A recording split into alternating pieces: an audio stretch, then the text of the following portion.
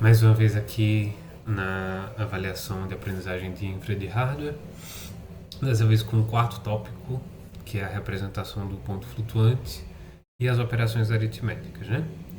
Como os computadores armazenam os números reais e por que os cálculos nem sempre são exatos. Vamos falar agora como o número é representado, né, na máquina.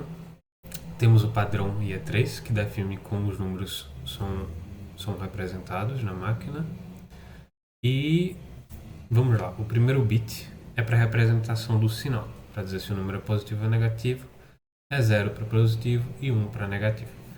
Temos também o expoente, que é na base 2, né? Então a gente não precisa representar a base ou guardar um bit específico para isso, ou alguns bits, já que a base sempre vai ser 2.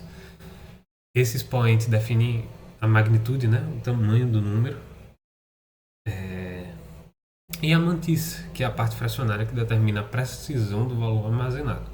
Por exemplo, em decimal a gente tem um número com 3 casas decimais. É 0,575. E esse número, esse 575 ali seria a mantissa do número que a gente quer representar na base 10. E em binário, ele são alguns bits. Aqui são 8 bits, falando de uma palavra de 32 bits. Temos 8 bits para representar o expoente. E a mantissa a gente tem 23 bits para definir a precisão da parte fracionária, né? Agora, o que é que essa representação gera como erro, né? A gente tem os erros de imprecisão, que seriam não temos uma representação exata da representação que a gente teria na base decimal. Por exemplo, em binário a gente não consegue representar exatamente 0,1. Isso dá uma dízima em binário, né? Então as somas sucessivas acumulam esse erro, distorcendo os resultados finais. Isso, com números grandes, pode chegar a erros muito grandes se você estiver falando de sucessivas somas ou operações com o mesmo número. Temos também o erro de overflow, que é quando o expoente ultrapassa os bits reservados para isso, né, para a representação da magnitude do número, e o valor passa a ser representado com infinito, né? No MIPS, por exemplo, ele não consegue representar e acontece isso aí.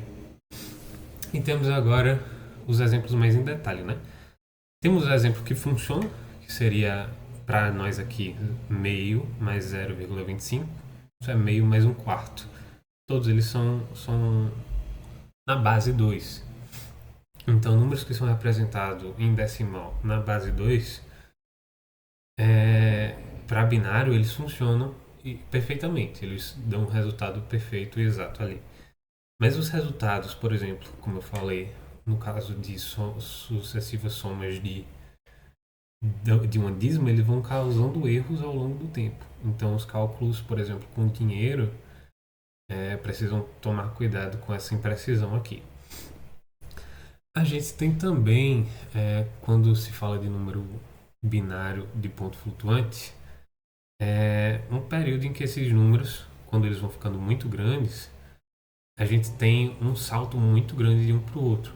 Então, representações no computador não são lineares, como por exemplo a gente humano. A gente consegue fazer cálculos com todos os números entre 0 e 1, embora a gente nunca vá parar de fazer cálculos se a gente for tentar. Mas no computador isso não acontece. Embora tenha muitos números entre 0 e 1, não tem todos, digamos assim. A gente tem representações muito pequenas de números de magnitude muito pequena. Porém, números quando vão se aproximando muito do zero, eles não podem ser representados. Isso é o que a gente chama de underflow. E também o inverso acontece, né? Quando os números são muito grandes, o salto entre eles é muito grande também. E chega um ponto em que é impossível representar. Por exemplo, aqui, quando o expoente excede 128, que é o limite de 8 bits, né?